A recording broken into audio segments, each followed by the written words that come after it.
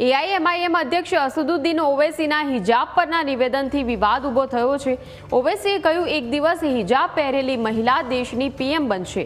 અસદુદ્દીન ઓવૈસીના નિવેદન પર મુમતાઝ પટેલના પ્રહાર।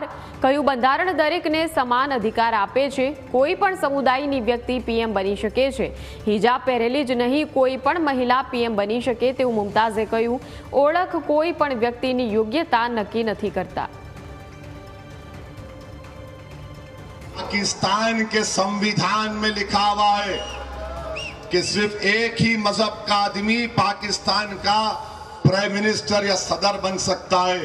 बाबा साहिब अम्बेडकर का जो संविधान है वो ये कह सकता है कि कोई भी भारत का नागरिक वजीर आजम बन सकता है, सदर जमहूरिया बन सकता है, चीफ मिनिस्टर बन सकता है, मेयर बन सकता है। और असदुद्दीन ओवैसी का ख्वाब यह है कि एक दिन आएगा इस देश में इंशाअल्लाह ताला, शायद हम और आप नहीं रहेंगे मगर देखना, एक हिजाब पहनने वाली बेटी इस देश की वजीर आजम बनेगी इंशाअल्लाह ताला। एक मुस्लिम महिला को हिजाब में देखना, मुझे लगता है कि पहचान से किसी की योग्यता पता नहीं चलती है।